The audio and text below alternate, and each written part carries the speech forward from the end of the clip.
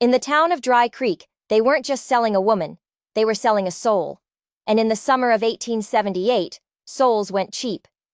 The sun beat down on the dusty square like a hammer on an anvil, and the air was thick with sweat, whiskey, and the ugly sound of laughter. This was entertainment. This was a Tuesday. On the wooden platform in the center of it, all stood Clara Ara. Her wrists were bound with coarse rope that bit into her skin, but the jeers from the crowd bit deeper. Every shout, every cruel joke, was another stone added to the weight that was crushing her spirit. She kept her eyes fixed on the splintered floorboards, counting the cracks, trying to pretend she was somewhere else, anywhere else. But there was no escape from the voice of the auctioneer, a fat, grinning man named Silas, who was selling her off like a piece of furniture. "Look at the size of her!" a man bellowed, and a fresh wave of laughter rolled through the crowd. "She could feed a family for a winter!" Silas grinned wider, playing to his audience. "Strong back for work, gentlemen! Sturdy stock!" He raised his gavel. "Do I hear $50? 50 for this prime specimen!" The bids came fast, not out of desire, but out of a cold, calculating greed. She was an investment, a tool, less than the horses tied to the posts nearby. Clara Ara's throat closed up. She had dreamed once of a life filled with kindness, a life where she was seen, not just looked at. But those dreams were turning to dust, scattered by the cruel winds of Dry Creek. The world had shrunk to this small, shameful stage, surrounded by pointing fingers and empty eyes. She could feel herself starting to disappear, to fade away under the glare of their scorn. And the worst part? The most terrifying part? Nobody seemed to care. The sun climbed higher, the bids climbed higher, and Clara Ara felt herself sinking lower, convinced this was where her story would end, sold to the highest bidder in a town that had forgotten what mercy felt like. Just as Silas was about to slam his gavel down for the final time, a silence fell over the edge of the crowd.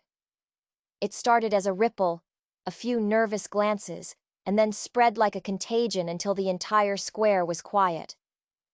The laughter died in their throats. All eyes turned toward a lone figure walking out of the shimmering heat.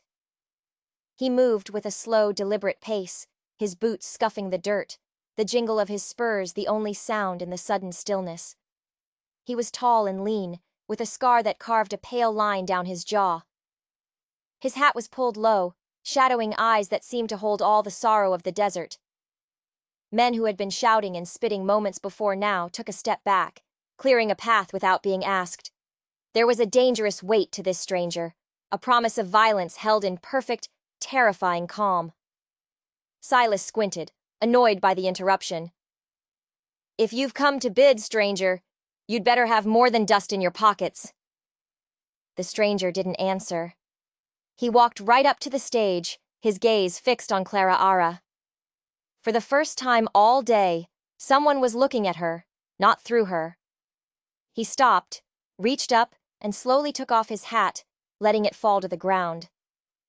Then he looked at Silas, and his voice, when it came, was like gravel and whiskey, rough but clear enough to carry across the entire square. It was a voice that didn't ask for attention, it commanded it. He said 4 words that changed everything. "She's not for sale." A collective gasp went through the crowd. Silas's face turned a shade of purple. "The hell she ain't? Highest bidder takes her, that's the law in Dry Creek." The stranger's eyes narrowed. He took a step closer to the stage, and every man in the crowd felt a cold knot tighten in their gut. He wasn't looking at Silas anymore. He was looking right at Clara Ara, and he spoke again, his voice softer now, but carrying an even greater power. It wasn't for the crowd. It was for her. "I didn't buy you mercy," he said, his voice cutting through the tension like a knife. "I saved you." For a single, breathless moment, the world stopped. Clara Ara lifted her head, her eyes wide with a hope so fragile she was afraid to breathe. No one had ever spoken to her like that. No one had ever looked at her and seen someone worth saving. The crowd murmured, shifting on their feet. This wasn't part of the show. This was something real, something dangerous. Silas sputtered, his face slick with sweat and fury. He jabbed a finger at the stranger. "Who in the hell do you think you are?" The stranger didn't even glance at him. He just kept his eyes on Clara Ara, and in their depths, she saw a flicker of a promise. A promise that her story wasn't over. Not yet. But Silas was already screaming for his men, and from the sides of the saloon, armed figures began to step out of the shadows. The air crackled, the scent of blood and dust hanging heavy. The stranger had defied the law of Dry Creek. And in Dry Creek, defiance was paid for in lead. Silas's men pushed through the crowd, their rifles held ready. There were 4 of them, hard-faced and mean, their eyes fixed on the lone stranger. The townspeople backed away, forming a wide circle, their amusement replaced by a hungry anticipation for violence. This was even better than the auction. "Take him!" Silas snarled from the platform. "And when you're done, his horse is mine." The stranger, Jesse Cole, didn't move. He just stood there, his hand hovering near the worn leather grip of his revolver. He was watching the men, but his focus was absolute, like a hawk measuring its prey. Clarara's heart hammered against her ribs. He was going to die. He was 1 man against 4, and it was all for her. The shame and guilt washed over her, even stronger than the fear. But then Jesse did something unexpected. He glanced up at Clara Ara, a silent question in his eyes. It was a look that asked, "Do you trust me?" She didn't know him. She didn't know anything about him, but she knew the faces in the crowd, and she knew what awaited her if he failed. She gave him a small, almost imperceptible nod. That was all he needed. The world exploded in a blur of motion. Before the first gunman could even raise his rifle, Jesse's revolver was in his hand. There was no grand gesture, no dramatic standoff. Just a smooth, economical movement that was faster than a blink. The first shot wasn't a warning. It was a statement. The bullet struck the gunman's rifle, splintering the stock and sending the weapon flying from his hands with a cry of pain. The second shot cracked the air a heartbeat later, hitting the belt buckle of the man next to him. The buckle shattered, and the man's gun belt dropped to his ankles, leaving him fumbling and exposed. The third and fourth shots were just as precise, just as deliberate. One kicked up a cloud of dust right in front of the third man's boots, making him jump back in shock. The other whistled past the fourth man's ear, so close it snipped a lock of his greasy hair. It was over in less than 3 seconds. 4 men, armed and ready, had been disarmed and humiliated without a single drop of blood being shed. The crowd was stunned into silence. This wasn't a brawler. This was a master. Jesse didn't waste the moment. He holstered his revolver, leaped onto the stage, and sliced through Clara Ara's bonds with a knife that seemed to appear from nowhere. He grabbed her hand, his grip firm and steady.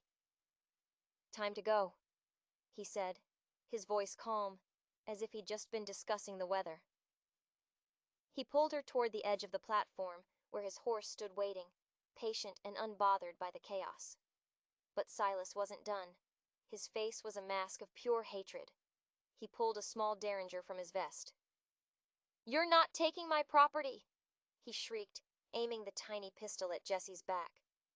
Clara Ara saw it. In that split second, a fire she didn't know she possessed roared to life inside her. She wasn't a victim on a stage anymore. She reacted without thinking. She shoved Jesse hard, pushing him out of the way, and spun to face Silas, putting herself between the gun and the man who had saved her. The little gun barked. A searing pain shot through Clara Ara's arm. She cried out, stumbling back, but she didn't fall. Jesse caught her, his eyes blazing with a fury that was far more terrifying than Silas's. He lifted her onto his horse as if she weighed nothing, then swung up behind her, his arm a band of steel around her waist. With a sharp kick, the horse lunged forward, scattering the stunned crowd. Another shot rang out from Silas, but it went wide. They galloped through the main street of Dry Creek, a storm of dust and hooves. Clara Ara pressed herself against Jessie, the wind whipping her hair, the sting in her arm a fierce reminder that she was alive. She was free. She dared a look back and saw the men, now joined by others, mounting their own horses. The chase was on. The desert stretched out before them, a vast, unforgiving wilderness. They had escaped the town, but they hadn't escaped the danger. Not by a long shot. The posse was coming, and they would be relentless. They were riding for their pride, for their law, and for the money Silas had lost. And Jessie and Clara Ara were riding for their lives. The sun began to dip toward the horizon, painting the canyons in shades of blood and fire. Jessie pushed his horse harder, the animal's powerful muscles straining as it navigated the treacherous terrain. The riders from Dry Creek were still behind them, a persistent cloud of dust on the horizon, but they were losing ground. Jessie knew the land better, knew the hidden trails that wound through the rocks like serpents. Clara Ara's arm throbbed with a dull, insistent pain, but she barely noticed it. Her mind was a whirlwind. The auction, the stranger's voice, the gunshot, the feeling of the wind on her face. It was all too much. She was riding with a man whose name she didn't even know, a man who had faced down a whole town for her. Why? The question echoed with every beat of the horse's hooves. As dusk settled, turning the world to shades of purple and gray, Jessie finally slowed the horse, guiding it into a small, hidden cove surrounded by high rock walls. It was a natural fortress, easily defended. He slid off the horse and then gently helped Clara Ara down, his hands surprisingly gentle. "We'll rest here for the night," he said, his voice low. "They won't find us." He built a small, smokeless fire, its flames barely visible against the dark rock. He took a look at her arm, his expression grim. The bullet had torn through the flesh, but it had passed clean through. He cleaned the wound with whiskey from his canteen, his touch efficient and practiced. Clara Ara hissed in pain, but held still. As he bandaged her arm with a strip of clean cloth from his saddlebag, she finally found her voice. "Why?" she whispered, her throat raw. "Why did you do it?" Jessie finished tying the knot before he looked at her. The firelight flickered in his eyes, revealing a deep, ancient sadness. "Because I've seen this before," he said, his voice barely a whisper. "A long time ago. A town like Dry Creek. A girl like you." He stared into the flames, but he wasn't seeing them. He was seeing a ghost. "Her name was Ilara. She was my sister." The words hung in the cold night air, heavy with unspoken grief. "They put her on a block, just like they did to you. Sold her to a man who saw her as nothing more than an animal. I was just a boy. I stood in the crowd, and I watched. I did nothing."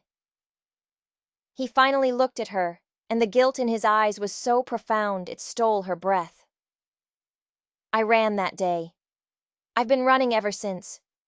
Running from the boy who was too scared to save his own sister.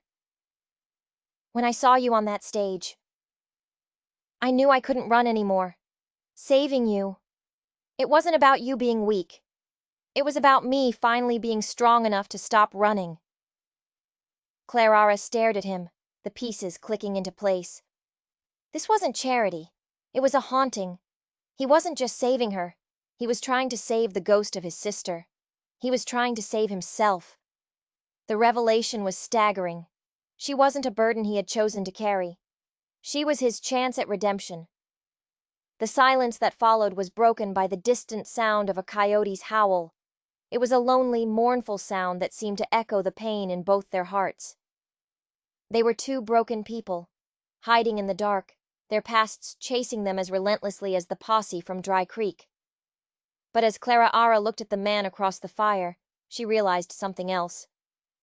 The posse wasn't the only thing they had to worry about. A man haunted this deeply. A man who had made powerful enemies by interfering in the cruel business of men like Silas would have more than one ghost at his back. They hadn't just angered a small town. Jessie Cole had likely angered a whole network of men who profited from human misery. Suddenly, A sound cut through the night, closer than the coyote. The unmistakable crunch of a boot on gravel. It came from the entrance of the cove. Jesse was on his feet in an instant, his revolver drawn, pulling Clara Ara behind him. They weren't alone. Someone had found them.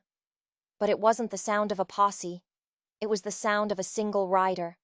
And somehow, that was even more terrifying. A figure emerged from the darkness, silhouetted against the moonlit sky. He was a tall man, dressed in a long black coat, his face hidden in shadow. He didn't draw a weapon. He simply stood there, his presence radiating a cold, reptilian menace. "Jesse Cole," the man said, his voice smooth and cultured, completely out of place in the rugged wilderness. "I knew you couldn't resist. You always did have a weakness for lost causes." Jesse's body was rigid, his knuckles white around the grip of his gun. "What do you want, Marcus?"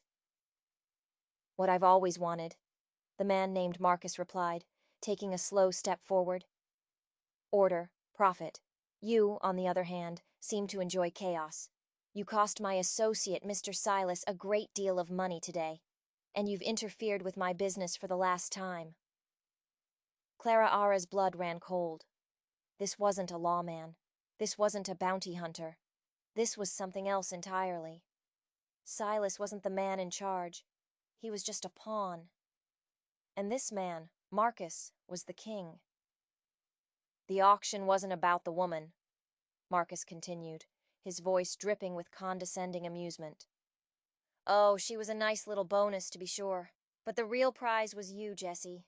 We knew you were in the territory. We knew your history. Silas put on that little show knowing you'd ride in like a knight in shining armor. It was all a trap, and you walked right into it." The world tilted on its axis. The rescue, the escape. It had all been a lie. A carefully orchestrated performance designed to lure Jesse into the open. He hadn't saved her from a random act of cruelty. He had stumbled into a war he'd been fighting for years. And he had dragged her right into the middle of it. Marcus smiled, a flash of white teeth in the darkness. "Now you're going to come with me, Jesse. We have much to discuss. As for the woman..." He glanced at Clara, his eyes dismissive. "She can go. She's served her purpose." Jesse didn't lower his gun. "I'm not going anywhere with you." "Oh, Jesse," Marcus sighed, a theatrical sound of disappointment. "Don't be foolish. Do you really think I came alone?" And from the rocks all around them, shadows began to move. Figures rose up, at least a dozen of them, rifles glinting in the moonlight. They were surrounded, trapped. There was no escape. The hidden cove that had been their sanctuary was now their tomb. The posse from Dry Creek had been a distraction. The real threat had been silently closing in on them all along. Jesse stood his ground, a lone wolf cornered by a pack of hyenas. Clara Ara could feel the tension radiating from him, the desperate calculation of a man with no good moves left to make. He could fight, but they would be cut down in seconds. He could surrender, but a man like Marcus would not be merciful. Clara Ara's mind raced. Marcus had said she could go. He saw her as irrelevant, a piece of bait that was no longer needed. And in that, in his arrogance, she saw a flicker of an opportunity. A desperate, insane idea began to form in her mind. While all eyes were on Jesse, she slowly, carefully, began to back away toward the horses, which were tethered just inside the shadows. Her heart was a frantic drum against her ribs. She was terrified. But the woman who had stood silently on that stage just hours ago was gone. In her place was someone who had been shown she was worth fighting for. And she would not let that fight end here. "Let him go," she said, her voice shaking but clear. Every head turned toward her. Marcus raised an eyebrow, amused. "The little mouse has found its squeak." "I said, let him go," she repeated, her voice gaining strength. She had reached the horses now. Her hand rested on the saddle of Jesse's stallion. Marcus laughed. And why, my dear, should I do that? Because if you don't, Clara Ara said, her hand closing around the heavy, leather-bound rifle in its scabbard, this cove is the only thing that's going to hear you scream. She didn't know how to use it. She had never fired a rifle in her life. But they didn't know that. A tense silence fell. The men on the rocks shifted, their rifles now half turned toward her. Jessie's eyes widened slightly, a flicker of warning in their depths. Marcus's smile faded, replaced by a look of cold annoyance. He had miscalculated. He had dismissed her, and that had been his first mistake. "You're bluffing," Marcus said, but there was a sliver of uncertainty in his voice. "Am I?" Clara Ara pulled the heavy rifle from its scabbard. It was clumsy in her hands, but she held it steady, pointing it right at his chest. "There are a dozen of you, but you're the one standing in the light, and he's the fastest gun I've ever seen. When the shooting starts, you'll be the first to die. Your men might get us, but you won't be alive to see it. Is your life worth a grudge?" The standoff was absolute. The men on the rocks waited for their orders. Jessie stood like a coiled spring, ready to unleash hell. And Clara Ara, the woman they had all dismissed, held the fate of everyone in her trembling hands. The desert held its breath, waiting to see who would flinch first. Marcus stared at her, his cold eyes weighing the odds. He saw the fear in her eyes, but he also saw something else. A core of unbending steel he hadn't expected. He had built his empire on predicting the actions of desperate men, but he had no experience with a woman who had just discovered she had nothing left to lose. Finally, he gave a slow, deliberate nod. "Very well," he said, his voice tight with restrained fury. "You win this round, but know this, Jessie Cole. The desert is a small place to hide. I will find you, and when I do, I will strip away everything you hold dear, starting with her." He turned and melted back into the darkness. One by one, the men on the rocks disappeared, their shadows swallowed by the night. Within moments, they were gone. The only proof they had ever been there was the lingering scent of ozone and the pounding of Clara Ara's heart. The rifle suddenly felt impossibly heavy. It slipped from her fingers and clattered onto the rocks. Her legs gave out, and she sank to the ground, shaking uncontrollably. The bluff had worked. The adrenaline that had fueled her courage vanished, leaving behind a bone-deep terror. Jessie was at her side in an instant, kneeling in front of her. He took her hands in his. They were ice cold.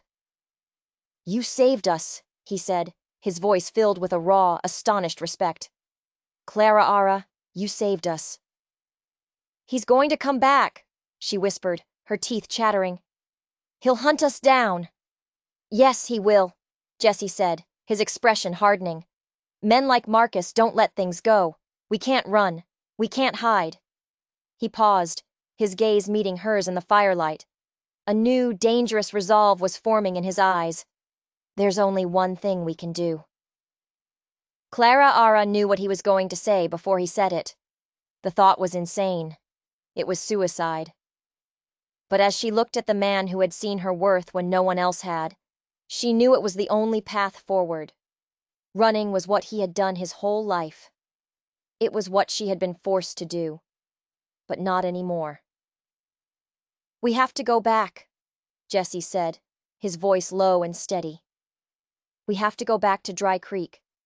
We don't just end this with Marcus. We end the whole system. We cut the head off the snake." They weren't just fugitives anymore. They were rebels. They were going to war with an empire of greed and cruelty, an empire that had men and guns and money on its side. All they had was each other, a single horse, and a cause that seemed impossibly large. But as the fire dwindled to embers, a new kind of warmth spread through Clara Ara. It wasn't just freedom she had found. It was a purpose, and she would rather die fighting for that purpose than live another day in fear. The dawn was coming, and with it, a reckoning. Dry Creek had no idea what was riding its way. The journey back to Dry Creek was a silent, tense affair. The vast, open desert that had seemed like a promise of freedom now felt like an exposed killing ground. Every shadow could be one of Marcus's men. Every distant sound could be approaching hoofbeats. They rode hard, stopping only for brief rests, their senses stretched to the breaking point. During one of these stops, as Jessie checked the bandage on her arm, Clara looked at the grim set of his jaw. "What is he?" she asked. "Marcus. He's more than just a criminal." Jessie's hand stilled. "He's a businessman," he said, his voice flat. "He buys up land, businesses, people. He finds towns that are struggling like Dry Creek, and he offers them salvation in the form of loans. But his loans are chains. Before they know it, he owns everything. The sheriff, the bank, the general store. He turns entire communities into his own private plantations. The people in them are just livestock, to be worked or sold as he sees fit." The chilling scope of it settled over Clara. Dry Creek wasn't just a cruel town. It was an occupied territory. "And you? How do you fit into this?" "I used to be one of his men," Jessie confessed, and the words came out like stones. "Years ago, after I left the army, I was lost. He offered me a place, money, respect. I was his enforcer. I helped him take over a dozen towns." The self-loathing in his voice was a raw, open wound. "I thought it was just business. I told myself I was bringing order. But then he ordered us to clear out a settlement of homesteaders. Their land had a silver vein he wanted. They wouldn't sell. So he told us to persuade them. It wasn't business. It was a massacre. I saw what I had become. A monster. Just like him." He looked away toward the horizon. "That was the day I left. I've spent the last 5 years trying to undo the damage I helped create. I disrupt his operations, free the towns I helped enslave. Marcus doesn't just hate me for costing him money. He hates me because I'm a reminder of his one failure. I'm the one man who ever walked away from him. That's why he set the trap. It was personal." The confession hung between them, heavy and suffocating. Clara finally understood the true depth of the war Jessie was fighting. It wasn't just against Marcus, it was against the man he used to be. Every soul he saved was an atonement for the ones he had helped condemn. "You're not that man anymore," she said quietly. He looked at her, his eyes filled with doubt. "You saved me," she insisted. "The man you were would have stood on that platform with Silas." A flicker of something, perhaps gratitude, crossed his face before he masked it again. "We're close," he said, changing the subject. "We'll reach the outskirts by nightfall. We can't just ride in. We need a plan." Their plan was desperate, relying on surprise and the one weapon they had that Marcus didn't, the truth. They tethered the horse in a hidden ravine and crept toward the town under the cover of darkness. Dry Creek looked different at night. The laughter from the saloon sounded hollow, forced. The shadows in the alleys seemed deeper, more menacing. It was a town living in a cage. Jessie's plan had 2 parts. First, they needed leverage. Something to break Marcus's hold. "Every tyrant has a ledger," he whispered to her as they crouched behind a water trough. "A record of his crimes. Marcus is meticulous. He'll have one in his office, which will be at the bank. It will detail every debt, every crooked deal, every threat he's made to keep this town in line. If we can get that ledger, we can expose him to the territorial marshal." "And the second part?" Clara asked, her heart pounding. "We need an army," Jessie said grimly. "The people of this town are scared. But they're not all broken. There are good people here who are just waiting for a reason to fight back. We need to give them one." He told her to go to the boarding house, to find the quiet ones, the people who had been pushed around and ignored. The laundress, the stable boy, the old man who swept the streets. People Silas and his men would never notice. She was to tell them the truth about Marcus, to show them that their suffering wasn't random, but part of a deliberate plan. She was their proof, the woman who had been sold and had come back. Meanwhile, he would go for the ledger. It was a suicide mission. The bank would be guarded. But it was their only chance. They split up, melting into the shadows. Clara felt a terrifying sense of loneliness as she watched him disappear. She made her way to the back of the boarding house, her bandaged arm aching. She found the people Jessie had described, huddled in the dim light of the kitchen. They looked at her with fear and suspicion. They had seen her on the stage. They had seen her ride away. To them, she was a ghost. She started to speak, her voice trembling at first, but then growing stronger as she told them everything. She told them about Marcus, about the trap, about how their whole town was a prison. She showed them her wound. "This is what they do," she said, her voice ringing with a conviction she didn't know she had. "They make us feel small. They make us feel worthless. They make us believe we are alone. But we are not alone. Not anymore." An old woman began to cry. A young man clenched his fists. The seeds of rebellion were beginning to sprout in the most unlikely of gardens. Across town, Jesse moved like a phantom through the night. He scaled the back wall of the bank, slipping through an unlocked window on the second floor. The building was silent, smelling of stale paper and greed.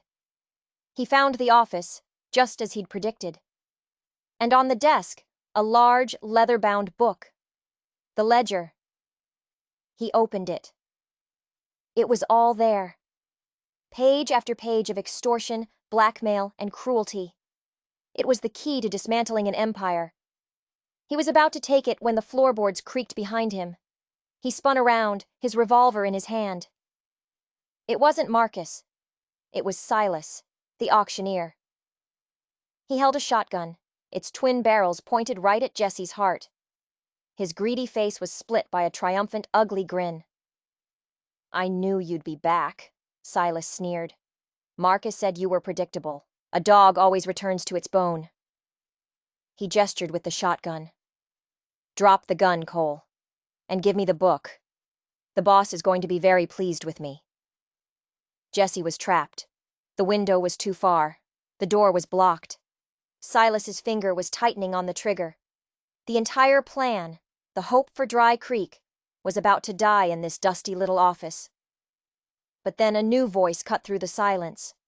A woman's voice. "Drop it, Silas." Silas's eyes widened. He half turned. Standing in the doorway was Clara. And she wasn't alone.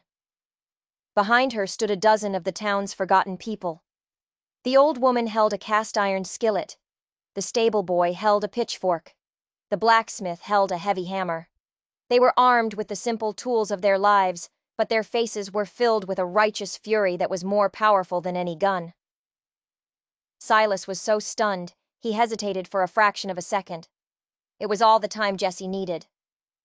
He dove across the room, tackling Silas around the knees. The shotgun went off, blasting a hole in the ceiling, but the second shot never came. The blacksmith was there, and the hammer came down on Silas's wrist with a sickening crunch. The auctioneer screamed and collapsed, clutching his shattered hand. The battle for Dry Creek had begun. The sound of the shotgun blast ripped through the night, and the town erupted into chaos. Marcus's men poured out of the saloon, firing into the air, expecting to quell a simple drunken brawl. What they found instead was a revolution. From the alleyways and doorways, the people of Dry Creek emerged. They were outnumbered and outgunned, but they fought with the desperation of a people who had nothing left to lose. It wasn't a battle, it was a riot. Pitchforks against pistols, frying pans against rifles. Jesse and Clara, now in possession of the ledger, used the chaos to their advantage. Jesse became a whirlwind of tactical brilliance, directing the makeshift army, setting up barricades, using his knowledge of Marcus's own tactics against him. He wasn't a killer anymore. He was a leader, a protector. He fired his gun not to take lives, but to save them, disabling his opponents with the same chilling precision he'd shown in the square. Clara, meanwhile, became the heart of the rebellion. She wasn't a fighter, but she was its soul. She moved through the firefight, tending to the wounded, carrying messages, her presence a beacon of courage that inspired others to keep fighting. She found the town doctor hiding under a table and shamed him into doing his duty. She organized the women to create diversions, throwing rocks and bottles from the rooftops. She had found her voice, and she used it to rally a town to its feet. The turning point came when Marcus himself appeared, stepping out onto the balcony of the hotel, a heavy repeater rifle in his hands. He saw Jesse below, coordinating the defense, and a look of pure hatred crossed his face. He raised the rifle, taking careful aim. This was his chance to end it, to kill the ghost that had haunted him for years. But he never got the shot off. A single, well-aimed rock, thrown by the old woman from the boarding house kitchen, struck him in the side of the head. He staggered back, his shot going wild. In that moment of distraction, Jesse saw his opening. He broke cover, running toward the hotel, firing his pistol to keep Marcus's men pinned down.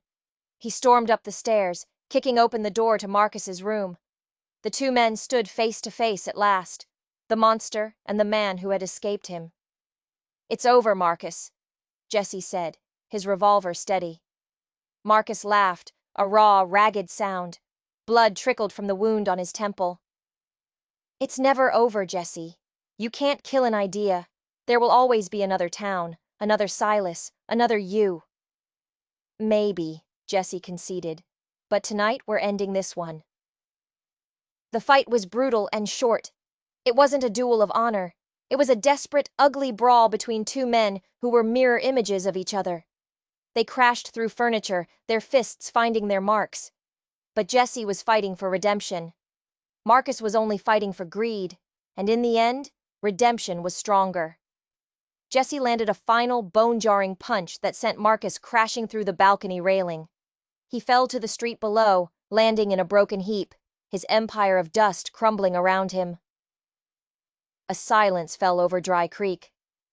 The fighting stopped. Marcus's men, their leader defeated, threw down their weapons and surrendered. The riot was over. The town was free. As the first light of dawn broke over the horizon, the territorial marshal and his deputies finally rode into town, summoned by a rider Clara Ara had sent out hours before.